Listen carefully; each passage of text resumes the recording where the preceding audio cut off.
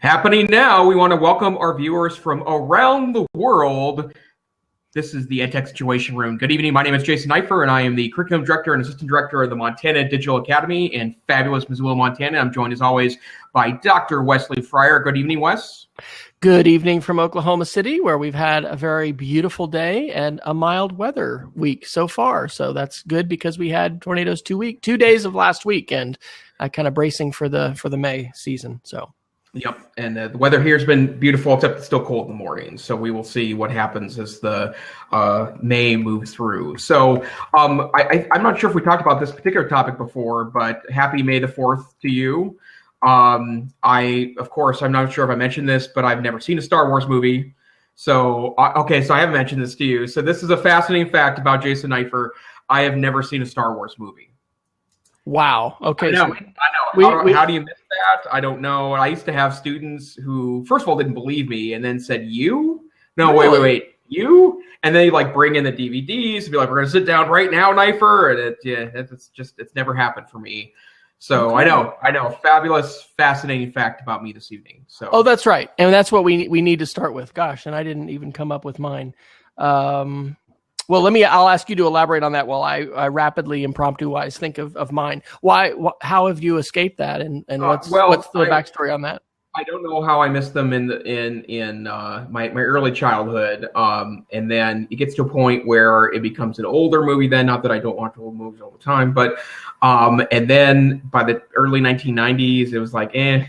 And then the new ones came out, and I was like, eh. In fact, I even sat with some friends in the line of one of the prequels, and the line started moving. I'm like, okay, see you later, guys. And then, I don't know. I probably need to sit down and do it, but it feels like I don't know what it feels like. I go and every one of my even slightly nerdy friends, you're obviously part of the culture, but.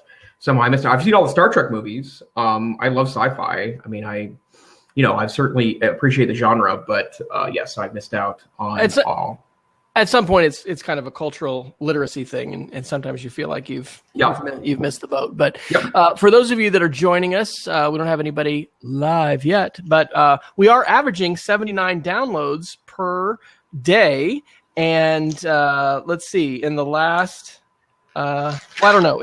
Our podcast cost me 18 cents yesterday. So anyway, we're averaging daily about 76 folks, and let's see. I'm using S3 stat to do this. So 2,300 hits to the podcast in the last month, and our episode 7 show has 207, and all of our shows have had over 100. So it doesn't necessarily mean people have listened for the whole thing. But right. If you don't know, we're going to talk EdTech news. But last week we started by saying that you had to share some kind of obscure fact. I'll share the one that I had shared earlier this week. I'm in a group called Best Keynote that Kevin Honeycutt has kind of gotten started from ESDAC, and we had our first little. It was actually on Zoom. Little chat with folks, and I recommended everybody share an obscure fact from high school, and so mine was I really have hesitated to share music because I have just all these wildly different likes that may, who knows what they'll do for people's opinion. But the little fun fact was that on my first backpacking trip to Philmont Scout Ranch, I remember that my friend Jack Graper and I listened to the Rat Out of the Cellar cassette tape nonstop over both sides there and back. And we're talking probably a good 8 to 10 hour trip. So anyway, yeah, there you go. So a few of, and I used to watch the Headbangers Ball on MTV. Oh, wow. There you go. Yeah, right. So what are we going to start with today, Jason, now that we've just lost all the subscribers that we had for well, let's start with maybe a very EdTech-y a specific thing. And I'm curious to hear of how these particular tools might be impacting your district. But Google has released a number of new features. EdSurge reports that not only is the Google Slides now enhanced in its feature set, including a live Q&A polling feature, a laser point feature, and then they've also announced several updates to the Google Classroom product. And I would say that one of the things that Google definitely has an edge on other tool sets on right now is the beautiful simplicity of the Google Classroom system, which, to be honest, I've heard more teachers talk about that tool than just about any other in the last 4 years when it comes to wide adoption of web-based tools. And the one that's most notable to me about the updates to Classroom was that based on a user request, they are now going to set up a system to allow Classroom to notify parents on the status of assignments, which is, a pretty advanced feature. A lot of commercial LMSs don't do that.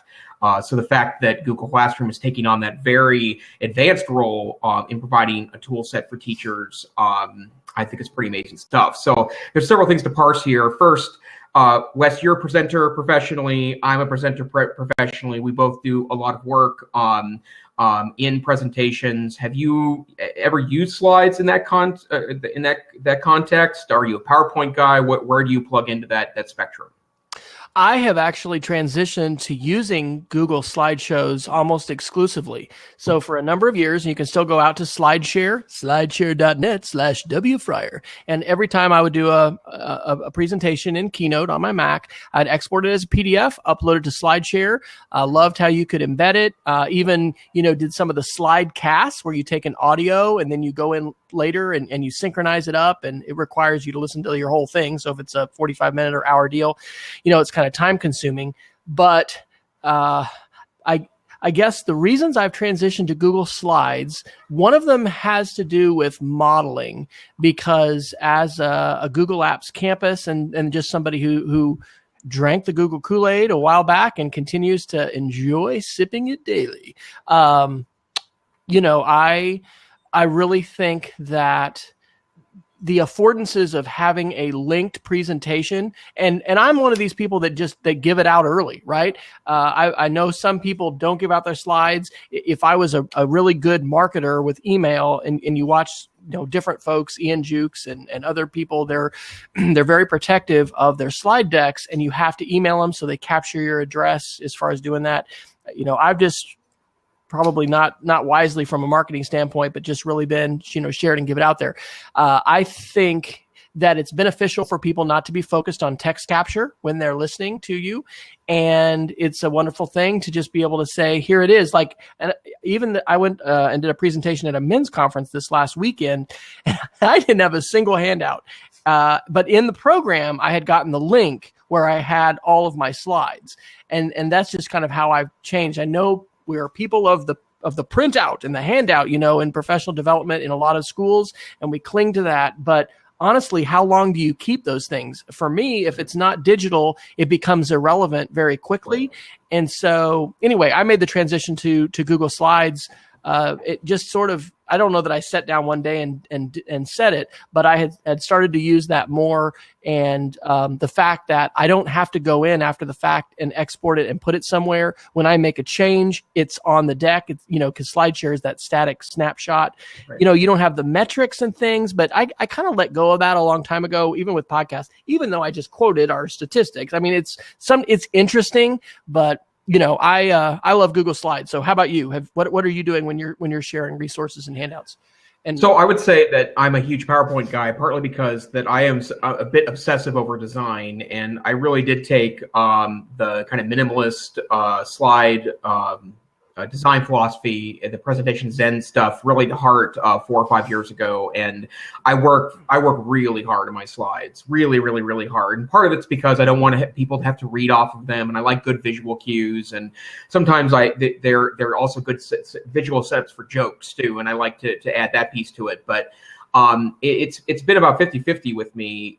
Google Slides really, for me, in the last 2 years, has really added a lot of advanced editing tools that I like to use to create And I get, again, a little obsessive about it, but, I'll sometimes take a snapshot of a browser window with a web page to say, to quote an article, for example, and then I'll use a tool like Snagit to take kind of a jagged, ripped out newspaper screenshot of a particular quotation, and then lay that over the image that's been transparent size so that it's got a nice visual effect to it. It used to be the PowerPoint was really the only way you could pull that off.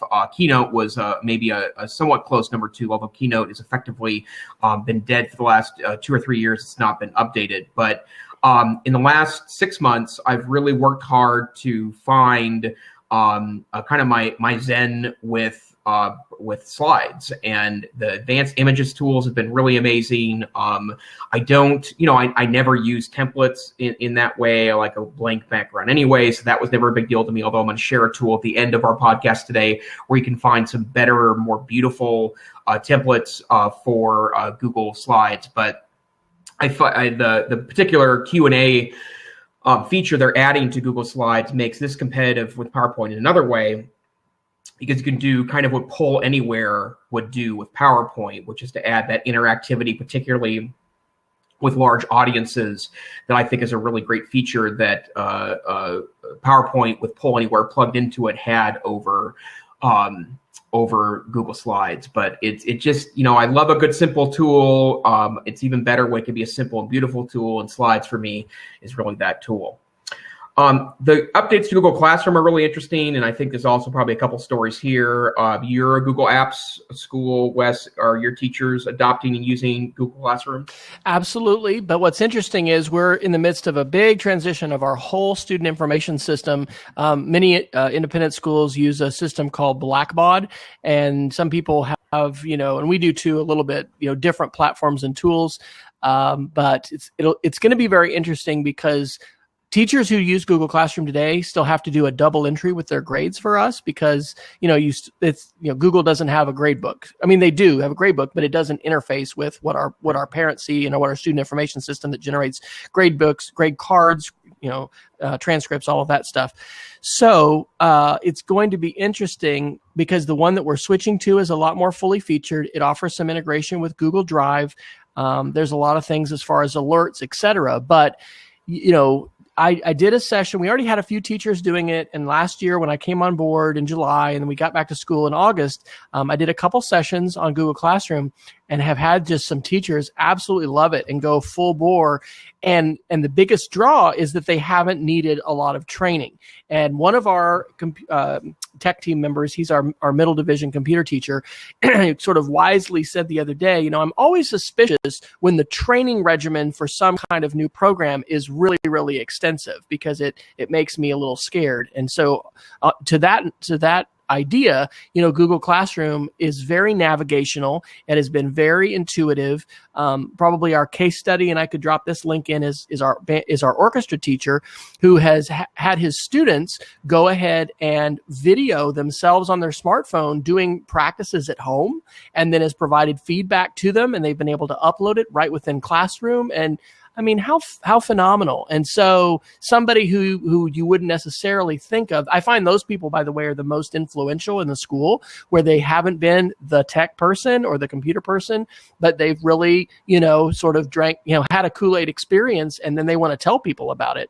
Right. So I think it's great. I saw in the article, not only are they letting the notifications to parents happen, but they're also letting the future scheduling happen. So you'll be able to, if you want, build out your whole course or next week or whatever, and you can have announcements and assignments, scheduled into the future. So it's becoming more like a full LMS, a learning management system.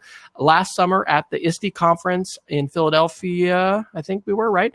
At the Google booth, I was really interested to hear them talk about it, and I've read things and then heard them also say at that time, this is not an LMS. This isn't a full-featured Haiku, Schoology, Canvas, Blackboard, that kind of thing. But it's certainly moving in that direction, and I think it's fantastic, and it's great to see the free tools and the capabilities of those elevated, because it hopefully is going to continue to force folks who are charging to differentiate themselves and to further push themselves in terms of innovation, because Google sets the bar really, really high, I think, in terms of ease of use.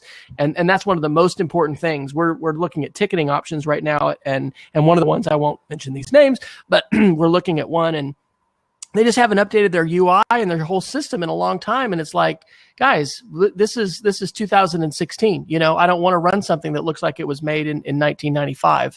So similarly, I think it's great to see Google, updating. You guys have a separate LMS. What do you use at Montana Digital Academy?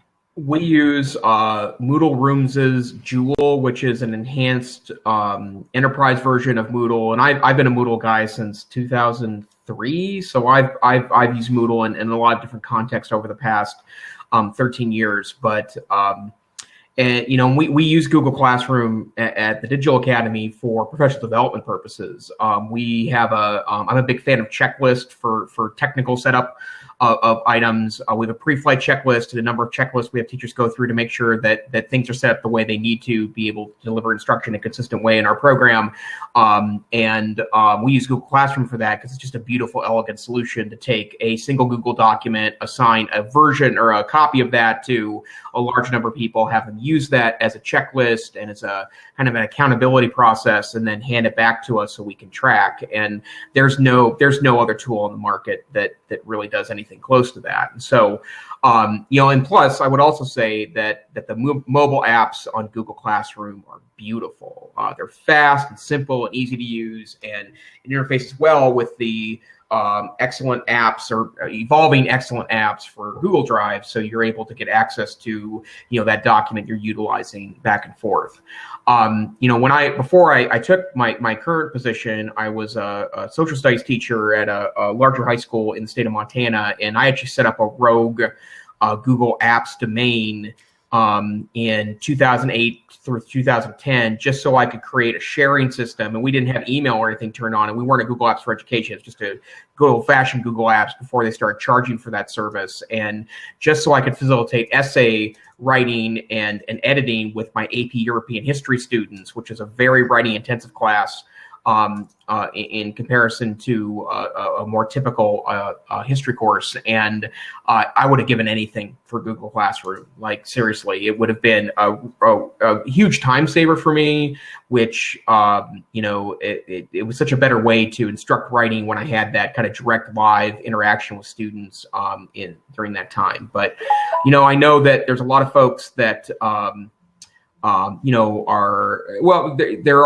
lot of Microsoft people out there. There's a lot of Google people out there. I think there's a lot of merits to both, but I really have loved how simplistically useful the Google tool set's been for schools. Here's my putting on my trying to be a futurist in terms of schools and this conversation.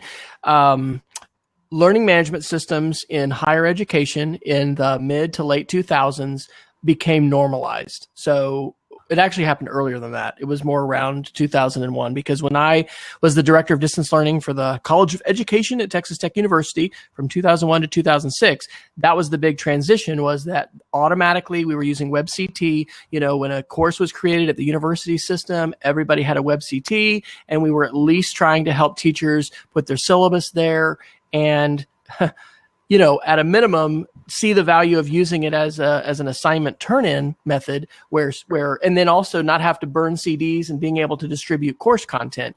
So I think the same thing is going to happen, but slower in K-12, and a lot of that has to do with money, where eventually it becomes normalized for everyone to have a device, whether that's BYOD or school provided, and it becomes normal to have a platform for blended learning where at minimum we can distribute course materials, we can, post announcements, and then there's these other possibilities as far as having assignments and doing discussions and, things live and, embedding content, et cetera. So I think that it's really important for teachers to have some exposure and some experience working online. And one of the things that was interesting when I was doing distance learning at Texas Tech and learned about University of Phoenix, et cetera, they require all of their, or at the time, and they probably still do, require all their teachers or professors, instructors to take one of their classes and to experience that.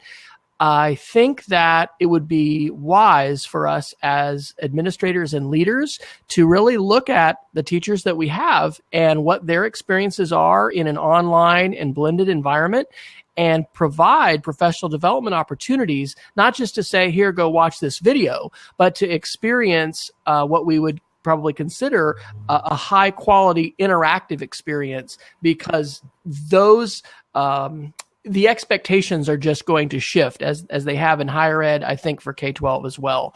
So, and I'm sure you guys, you live and breathe this every day. So you're, I'm sure, looking at not just resumes, but, what people have actually taken and taught in the online environment before they sign up with you. Yep, very much so. And in fact, we've been interviewing teachers to help fill out our program for this coming fall. And one of the questions we always get the most interesting answers to is, have you taught an online course? Have you taken an online course? Great. What does that do to inform your practice related to you being an online teacher? And you hear a lot of pretty amazing stuff. And to be honest, in the same way that occasionally you'll hear a teacher talk about, I'm teaching to do better than I was taught. I've heard that from a lot of colleagues over time. We get a fair bit of that too when we deal with teachers that say that, I took this online class, it wasn't the greatest experience. I think I could do better for my kids.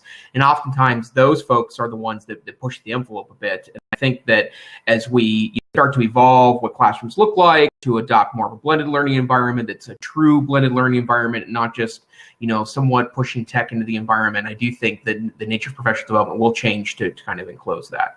I would say that, the Google Classroom has evolved very quickly. I feel like they've rolled out features in a pretty quick and sustainable way. And it's true, it's not a learning management system. It wouldn't replace our learning management system at the Digital Academy for a number of reasons. But I do think on a university, it would be probably a good strategy to utilize both. There's some folks that would probably use the full LMS, but for a good 80% of what a teacher might do at a college situation, Google Classroom would be more than enough. So interesting stuff. So let me ask one other Google question, Wes. Is there any feature set anywhere across Google Apps that you find you'd like it to do better, or is there something you've been wishing for over time? Absolutely. We're having some good and very needed conversations about YouTube at our school. And my wife and I are continuing to work on this. And in fact, I went ahead and put it as an extra geek of the week, inside and outside sharing. So this idea that some things we share inside a password protected environment, or just face to face, on the wall or inside class. And other times we're going to share publicly. I really think that Google, this touches on the content moderation issues that we talked about in last week's show as well. Google needs to continue to keep an eye for how content can be published and shared on YouTube, and moderated and managed by teachers who are in a variety of different situations. And I have an actual app that I've talked to several people, and I would like to, and maybe we'll have to talk offline about this, Jason, that has to do with if you're in a classroom, as I was the last 2 years, where, 300 kids a semester, at that time, they didn't have Google accounts, producing video. I have a channel, facilitating that publication process. And we're doing some things now where we've created a separate student account. We have a shared channel for student projects, because you never want to hand out your, obviously, credentials to students. But for the duration of the project, then students, we can log in on their device, or you could have them log in anyway, to try to allow the publication of their videos to a shared channel. So I think, similarly to the way that Apple with the iPad has been geared so much more towards the individual user and not toward the idea of a shared card or, a shared situation. Google hasn't been oriented that way with YouTube, which is understandable in both cases, because the demographics and all that is for the consumers, and there's far fewer people using these tools in classrooms than there are just using it on their own. But YouTube, my quote that resonated with some folks, I got to do a lunch and learn for a group in Iowa on Monday, and I'm fond of saying this now: video is the pencil of the 21st century. right? So you don't think about, twice as far as pencils, unless even if Evan Honeycutt talks about doing stuff in juvie and having to use rubber pencils. But, in most environments, we don't think twice about giving kids pencils. We shouldn't think twice about, empowering students and teachers to have video and to have a place to be able to share video. So that would be the main place. How about you? Do you see some places that have room for improvement, especially for education with the Google Suite? I do. I think that there are one of the reasons why I think that Google Docs doesn't get sometimes its due is because its design tools are still a bit wanting. And I'll give you a very specific example of this. I'm writing my dissertation on Google Docs, and I will not move away from that. It's I decided that one of the reasons why I've struggled writing in the last 6 months is because I kept sitting down in a Word document. It's like, I hate writing here. I don't like being stuck on this. I don't like having to move the file around. Yuck, yuck, yuck, yuck, yuck. And the biggest challenge I'm running into, of course, is that I need to be in APA format. It's very strict requirement as part of the degree program. And, at some point, I'm going to have to come to terms with, like where the page number is located, for example, and it's got to be this far from this piece. And someone somewhere out there will care about that fact. And I know and again, it's an important part of the ritual, and I may have to export at some point and utilize it in Word. And I can remember, in fact, just a couple of years ago that, Google Drive was sometimes so difficult to deal with that I couldn't even guarantee like what was showing up on pages on the screen would not be how it paged things when you printed it out, because of the engine it used to generate the printed version of a page. And although I still don't print very much, in fact, other than dissertation work, I haven't printed out more than 50 pages in the last year, it's still important in this process. So it is something I thought a lot about, and that's one thing that I wish it would do a little better. But otherwise, I just don't ever open up to start a document, anything on my desktop anymore. It really is pretty much web-based. So I do love that tool suite. Absolutely. Absolutely. All right. Well, can I throw one out there for us? Please do. Well, I went ahead. Last week, I kind of organized a little bit under some topics. I put this. I said articles inspired by industries of the future. So I have been continuing to love my Audible, and I finished listening to this great book by Alec Ross. There's really 4 things that he talks about as being industries of the future and huge. So parents out there, as we're looking at careers for our children, and let's encourage them, these are going to be, it relates to the article, what to do after the robots take our jobs: big data, robotics, genomics, and artificial intelligence. These are 4 things that all, relate to STEM careers that are big and getting bigger. And I guess I didn't put cybersecurity, although I don't know, maybe that fits in with big data, but I'll put cybersecurity as another thing. So the article is a New York Times article that says tweaking genes to save species. And basically, biotechnologists, I'll read the first paragraph, have engineered the mosquito that spreads the Zika virus to pass a lethal gene to its offspring. Another team of researchers has devised a way to spread sterility through the mosquito population using a technique called gene drive to wipe out the offending insects. And as a related aside, I did have the opportunity to go to Brazil over spring break this year, and I was very glad to not see any mosquitoes at all. I did not venture out of Sao Paulo. I was just, in the city, but you see these maps of, the Zika virus is coming and all of Brazil is red, and, it looks very, very scary. But there is an element to this that's very serious in terms of bio threats and the ways that, it took a long time for some of these things to migrate across seas and oceans. And now with air travel and the rapidity with which things can come across. So, the direct impact to education, which is what we say here on the EdTech Situation Room that we wanted to talk about, is how does this relate to the classroom? It relates to how we're talking about STEM in schools, and how are we bringing these not just these conversations, but thinking about providing pathways for students to take courses. And these are moral issues. Who really would want to, I don't know. mosquitoes are a little different than when you talk about humans, but the ability for us to craft at the genetic level, at the nano level, nanobots. I am not privy to classified level information at this point, but being told that DARPA and our intelligence agencies are 10 to 20 years ahead of us as consumers, I have every confidence that our military and our intelligence community has capabilities as far as putting different things, into people's bodies to do just wild stuff.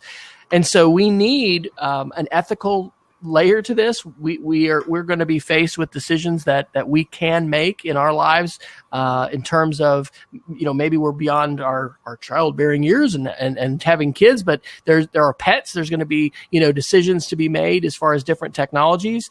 And it's something that we certainly should be providing career pathways for students and thinking about, how do we help students become aware of these possibilities, and also on a public level, how do we have dialogue about the ethics that comes into the different procedures and the different things that can happen. I mean, at one level, there's a lot of scary stuff that can, it can keep you up at night, and I don't think we want to do that to the extreme.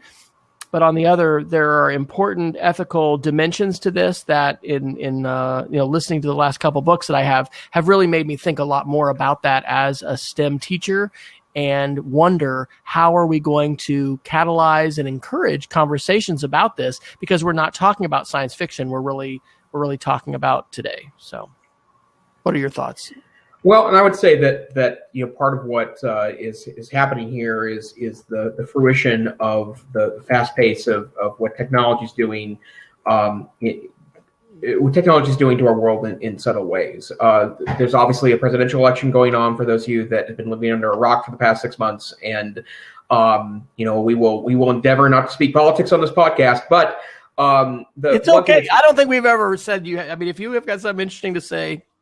Well, I won't mention specifics, but it's been very interesting to listen to the debate related to jobs. And I think one of the things that is not getting said is that part of what's going to have to happen here is that I don't know if we've lost the manufacturing jobs. We've lost for good. I think that the world is changing in a pretty fast way, and where jobs have gone and where they will continue to move as part of this continuum, and the collapse of the Chinese economy and yada, yada, yada. That's all interesting stuff. But where we probably need to be focusing on is that the world will look very differently when we get to a point where manufacturing is spread fairly evenly around the world, and we need to figure out what becomes the life's passions and professions for those that remain without those skills, or perhaps that they go study to get additional side skills that qualify for these so-called new jobs. And I think a lot about the concept of teaching and how that has evolved quite a bit in the last 20 years since I started in the profession. And I do think that it's starting to take a slightly different skill set than it used to, partially because of technology, also because of the way schools have changed and evolved and the way we interact with schools and communities and students. But that's a people would use the word scary. I think that's a very interesting opportunity that we are pushing our students into. We have to have them thinking openly about, how we will look at the future and how we will engage in the future, and, where your life's passions might then lead to a career.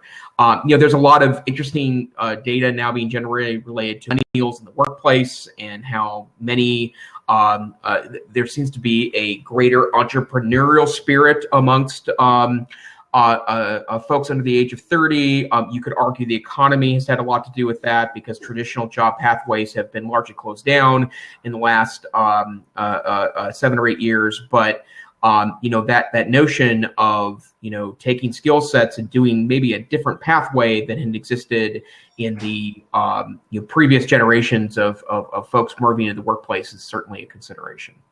And I personally welcome our robotic overlords. So I feel that it will be quite an interesting piece how that will play out. So. It is, and it's happening quicker than many of us, or maybe all of us really realize. I won't read the article, but the Bill Gross article, as far as what to do after the robots take our jobs, it's that we're in this transition where robots are not going to just be doing the routine kinds of factory things, but they're actually, doing cognitive tasks. So, yep. and Peggy George, one of our 3 live viewers, so welcome all of you who are joining us live, says, a lot of people concerned about jobs want solutions now, not in the future.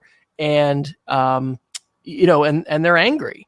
And gosh, retraining and starting over. I mean, we are definitely an economy here in Oklahoma, very dependent upon oil and gas. And even though things have rebounded a little bit, I mean, it's continuing to be quite difficult. We've got folks in our church and others that we know who, are having to start a new career, or they're just, time to do something different. And I don't know. Lifetime learning, right? Having teachers that are lifetime learners that are continuing. I mean, like that should be the litmus test of hiring a teacher today. So if you're willing to take some risk and instructionally, step out and try new things, and you're that kind of person, I've thought for a while that personality inventories that would show that, if they're not already being used by administrators, would really be fantastic, because that is one of the most important things that you want, because whether it's the new student information system, learning management system we're getting at our school, or whatever, right? Change is such a huge part of our lives today. The other thing that I would say on this, as far as an educational implication, is just the need to be connected educators. And I will encourage any of you who are going to ISTE to come to a session that I'll be doing on discovering good ideas or discovering new ideas. And this is, as I have had opportunities and I'm doing a keynote or something at a conference and they want a breakout session, usually the first one I'll suggest is this one on discovering new ideas, which is basically trying to get a cute title to talk about Flipboard, to talk about Twitter lists, to talk about Nuzzle, to talk about Pocket, which allows you to save articles that you read later, filtering the web, accessing your network, leveraging the groups of educators, the thousands of educators that are out here finding things, sharing things, to create your own custom digital newspaper. Hopefully our podcast and the show notes, which, by the way, if you'd like to link to those, are at edtechsr.com/links. I mean, this is one of the reasons I listen to podcasts and use the expertise and the, I don't know what, the net, the way that people are out there on their own, sweeping information and finding things that are relevant and sharing it and filtering it. We all, I think, benefit from being connected educators. And I think that's another like Mardi Gras float that we all need to be on and invite others to join us on, is to say, hey, let's be connected, let's share ideas, and let's continue to find ways to navigate the changing landscape, because here we are, and it's not gonna get any slower, and it's not gonna get any simpler. It's really just going towards more complexity and more content. Right. And I would add one last note, and then we can kind of move on to a final article for tonight. I'm working on a keynote for a Montana-based conference in June that is, I have a fancy title. I believe it's called Finding Gray in Our Technicolor World. And what I'm going to try to argue is that part of the problem we are running into right now as educators and professionals in a fastly changing world is that we really want X or Y to be an absolute answer to things, and really the technology doesn't lead to that. If you go all in on something, it oftentimes will then lead to more problems than if you just kind of stay in the muddled middle for a while. And now that I think about this, I should throw this link in. There's a study. There's a study that was released. NPR covered it. I think it was last week. That says that there's new research that says that taking notes by hand is it slows you down and makes you learn better. Yeah. And so Pam A. Mueller of Princeton and Daniel Oppenheimer of UCLA published a study in Psychological Science that looked at the learning between the two, and found out that handwriting notes was a better strategy for ultimately learning or remembering content. And that goes back to a notion that I keep thinking about is that, you can't sell the Luddite version of something or the tech all version of something as an absolute solution. The answer is always in the middle, right? And, if you go in all in on something either direction, you're probably making a mistake that you as a professional will pay for, or if you're in a classroom context, students will pay for. And so, there's all this pretty amazing stuff that, obviously we're in an era that challenges us technologically to evolve and adapt and change. But that doesn't mean that everything in the old way is wrong and everything in the new way isn't right. Oh, yeah. And there's a middle ground somewhere that you need to find. And I think the teachers that are most adeptly navigating this landscape are doing so because they are probably constantly evolving and changing and abandoning and reiterating over and over and over and over again, not unlike what we encourage startups to do, businesses to do, entrepreneurs to do. I think teachers now need to take a similar vein in the way they do technology. So as I'm starting to put together slides, I'll share more of some of the interesting kind of dichotomies that have been presented, I think, to education to say that probably this is wrong, probably this is wrong, and the answer is kind of somewhere in here. And I like to talk with my hands. So I'm sorry for all of you that are listening to this podcast today as opposed to watching our video. So, and I would add one quick thing before you do your last article or topic, and that is my favorite strategies to help teachers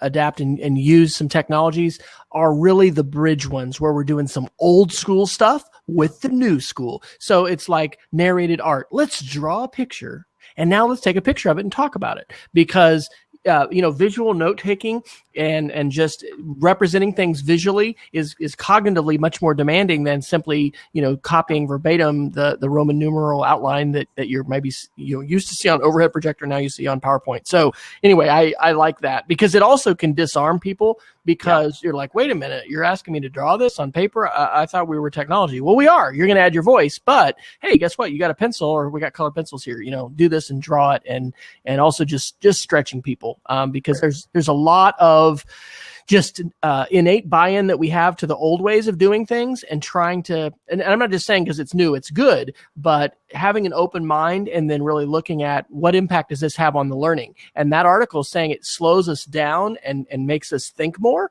is really the key, right? How is it going to become sticky for you? How are you going to do something meaningful with those ideas that are just going to help it, stick in your mind better? Yep. And there's a lot of ways to do that. And again, I kind of think it's nice to disarm people a little bit with, a little old school meets new school. Yep, couldn't agree more. And and for me, in my context of my day job, I run a digital school, right? So obviously, very high tech. And for a lot of kids, getting out of their way is the key part to having them be successful in our environment. But there's so many students that maybe don't fit into those neat and independent learning environments. And our strategy sometimes is just to schedule a phone call with a student, right? Like with teacher and student need to sit down for 20 minutes on a phone. And oftentimes the student doesn't want to do it. And sometimes the teacher doesn't want to do it. But as it turns out, everyone usually thanks me afterwards by saying that that's really what's required here. You're going to find out a little more about each other. You're going to be better able to figure out each other's stuff. And again, I'm the online learning dude, right? And yet I do think that there are plenty of instances where all in that direction is going to get us where we're going. So I think that's an important part of being an EdTech person. So let's be wary of the reactionaries, though, and the folks that say, hey, cursive writing, hey, the old school. I mean, we still, I very depressing, was told that our new standards would not have passed in the Oklahoma legislature if cursive writing was not included. That was a non-negotiable. So, okay, what do you got for us for a last article? Well, and I'm going to do this because I think there's two pieces to it. The Verge had a really fascinating article yesterday called "Life's Too Short for Slow Computers," and I see I spelled life wrong in the title and the notes. There we go.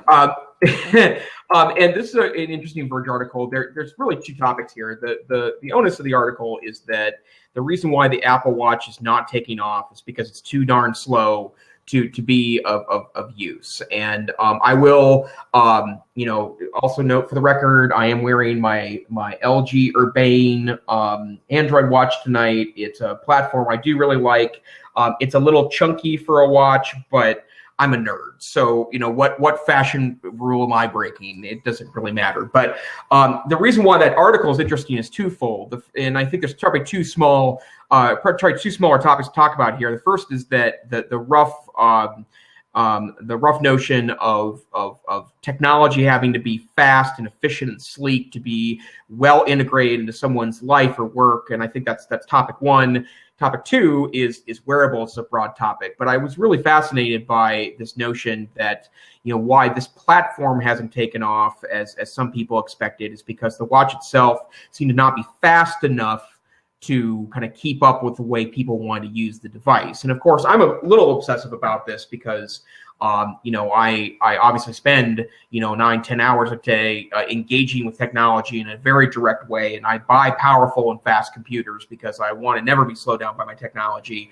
But does every device need to be super fast to be useful?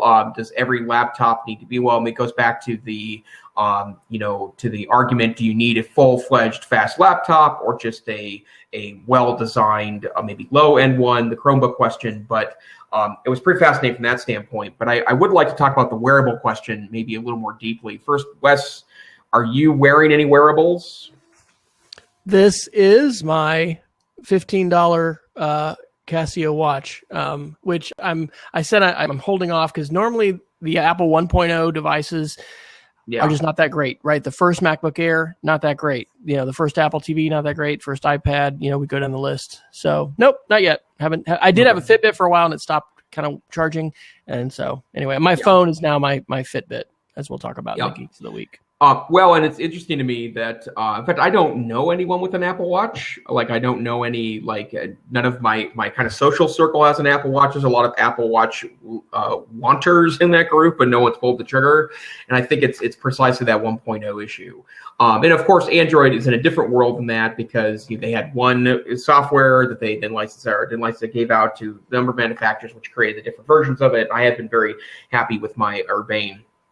So I think the begs the question. Well, first of all, just to be sure about your $15 watch, no Bluetooth, no Wi-Fi, no Wi-Fi, no connection. I did have a much nicer watch for quite a while, and I handed it to a student when we were timing rockets a couple years ago, and it just mysteriously disappeared. So I would have a nicer one, but that was one of my lower points of going back into the classroom. Right, so nothing yet, but I've been interested, and friends that have had a Pebble watch. In fact, Target was dramatically discounting the Pebble One at one point, and I probably would have jumped if I had, been able to have an opportunity to pick one up for a less price. But, when it's the Dick Tracy feature and I can FaceTime on it, when we're video conferencing over the watch, I think that, hopefully that's going to come in the 2.0 version. But also now that I'm just 3 days into I've done my various phases of fitness tracking. This isn't my first time to kind of be into it. But having those metrics and seeing the degree to which that can help change my own routines and behavior favorably for health and self-care, I think that is, for me, the number one thing to think about that, I want help with. And I know that when I was off regular insurance and on my own, consulting or whatever, for a while there, I was having a fitness coach that I was, having phone calls with and, facing someone, actually, this is a real person, who you have to explain, what have you been doing lately? Or what are you eating? I don't know. It's different from having a device and you can just blow off notifications, but I'm intrigued by that because I know that I need to be healthier and do better with my self-care. And I think that wearables have an important role to play. I read an article. I think this was one that what's the first podcast you got me going on after we started? Note to Self. Note to Self. Yep. They did one where the studies were showing that it affected people differently. Not everybody responds to metrics or biometrics, where you've got numbers and then you are, responding. So anyway, that's super important, right? Sitting is the new smoking. You've probably said that on the podcast. So we need to be active. We need to be getting up. We need to be going outside. Our kids are probably much more sedentary now, especially if they have access to high-speed internet and some kind of a device. So I think wearables have an important part to play, as mobile devices should in our classrooms as well, right? We're not confined to the computer lab. We're not leashed to this room where the internet is. Now we have devices that we can pick up and take outside, and we should be. So I don't know. If as we continue doing this, I'm sure my journey with wearables is going to continue, and that might be actually a fun show to invite some folks that are wearable.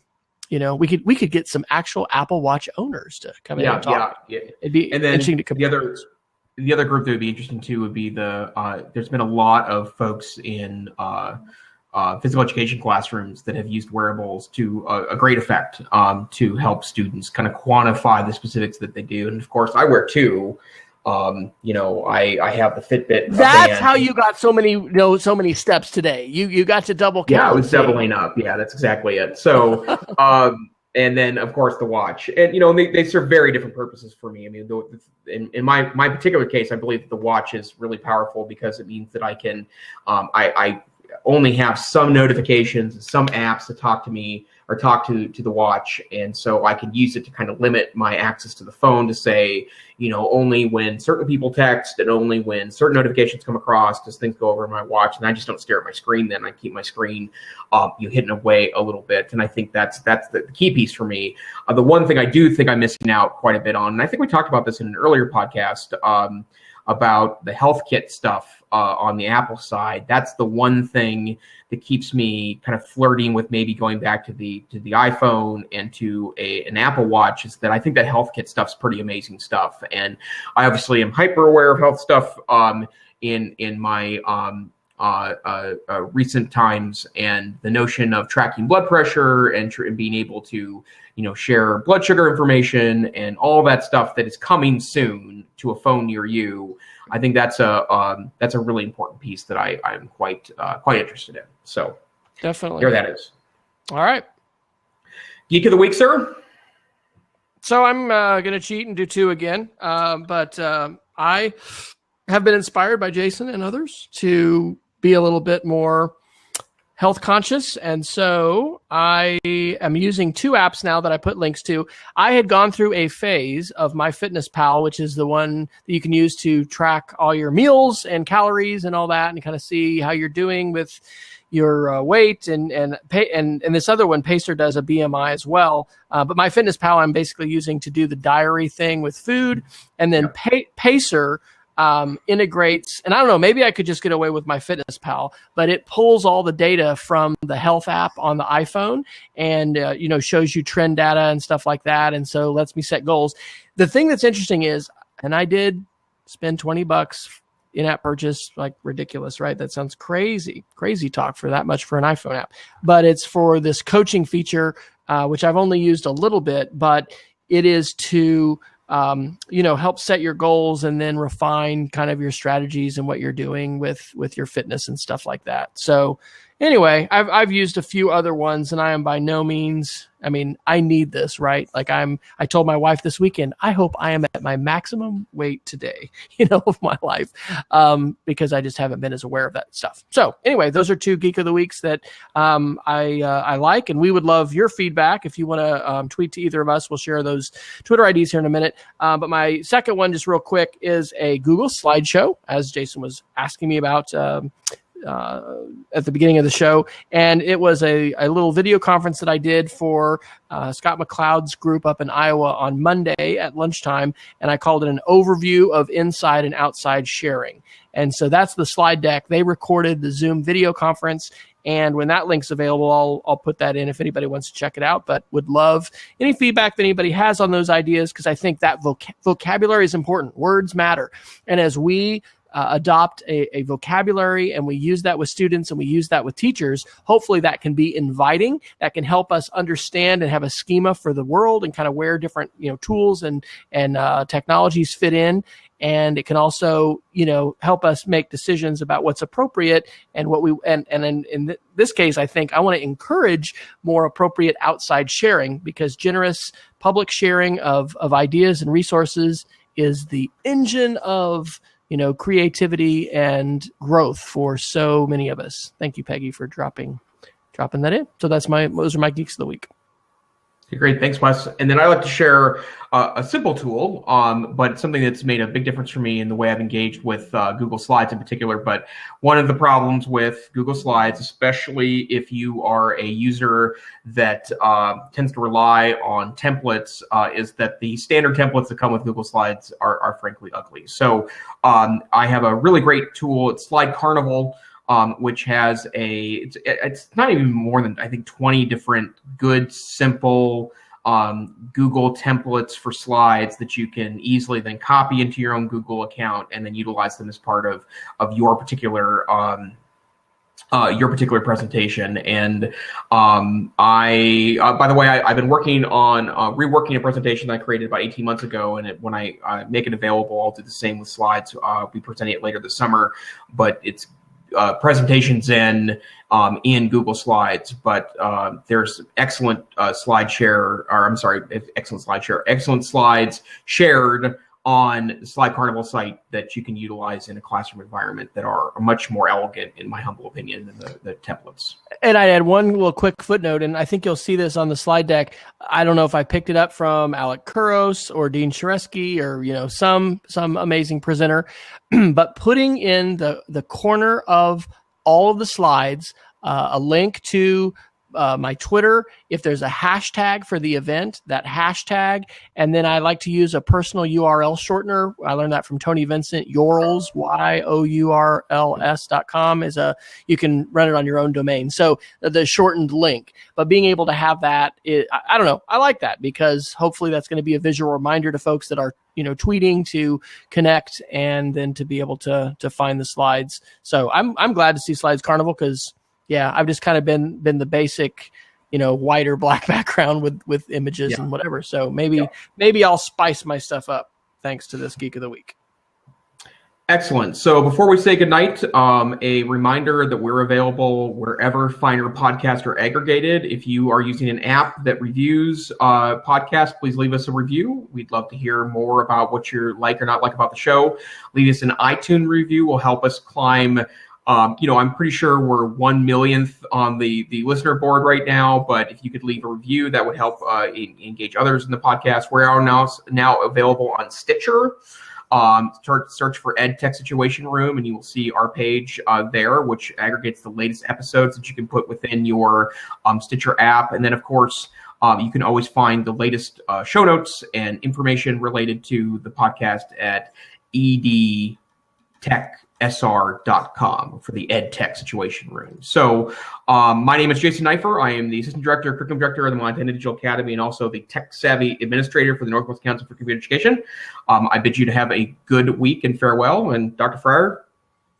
I'll take us out. So, yes, I am the Director of Technology at Cassidy School here in Oklahoma City. You can find me on Twitter at wfryer, and my blog is speedofcreativity.org, and those are probably the best places to connect. Although if you're interested in following me 11 other places on Twitter, you can just click that little link at the end of my profile. But no, I do not update in all of those places and continue to wonder how much is too much and probably push the edge of that. So we appreciate you joining us. Hope that you'll come back and look forward to any feedback that you would have that could influence what we talk about here on the Education Technology Situation Room.